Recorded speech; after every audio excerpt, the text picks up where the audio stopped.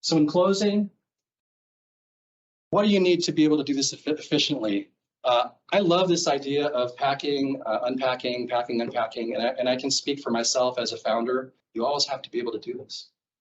Focusing on individual activities, but understanding which activities are driving value for the customer and reducing your costs. Those two things. Not every activity is equal, and we go through a project and we just check off the boxes and every activity has an equal place at the table. No, some activities are more important than others, and every activity needs to be customer or cost oriented. Fast feedback loops, direct from the markets, experiments, success building your confidence, your sales copy. When you're hiring your people, you're showing them how to take the hill. You're not saying go take the hill, and you're not, if they fail, you shoot them and you get the next one. That's just a horrible pattern. Don't do that. People, team, and coordinating communication. It just requires coordination, communication. There's an extra layer that is required. So again, the mindset. Stop thinking there's a silver bullet. It's hard work. You got to go. You can't cut corners on it.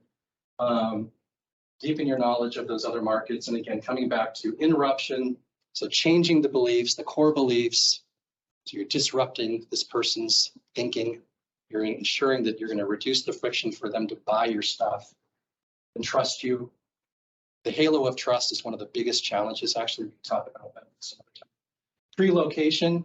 Getting the knowledge to them, getting them to your knowledge. Basically, you're not running out and showing up at each person's office. You're bringing that video directly to them, and it's actually speaking to them because you've got it so dialed in. It knows exactly the criticisms they're going to have of you, and you address those issues before it even comes up. Or you get them in a physical room, and you're doing a focus group, and it's an architected, it's an orchestrated sales moment, even though it feels like an event.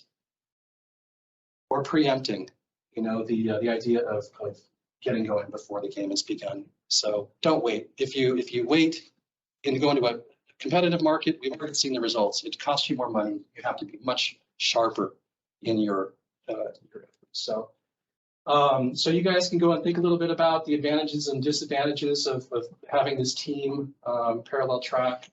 You can think a little bit about what necessitates your decision to be global and what global means to you. So when you head home, think about whether your business is ready to be global today.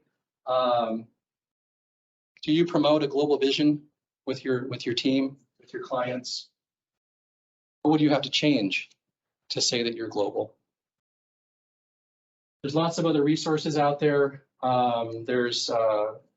We've got some resources. There's this new platform, this Venture Cloud platform. Lots of books. I'd be happy to share some stuff if you'd like. Some more information about us, the Venture Cloud.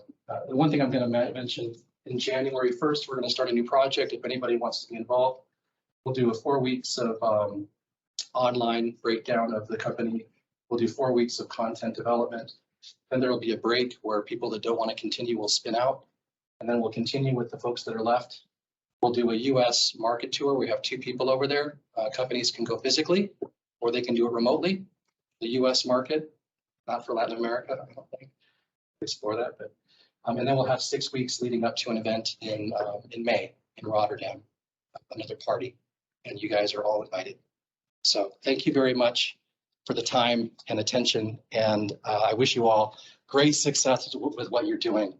And having been in your shoes before, I know the struggles, and I really appreciate where you're at, and I just know it's going to be a great success. So thank you again for the time and opportunity. Thank you.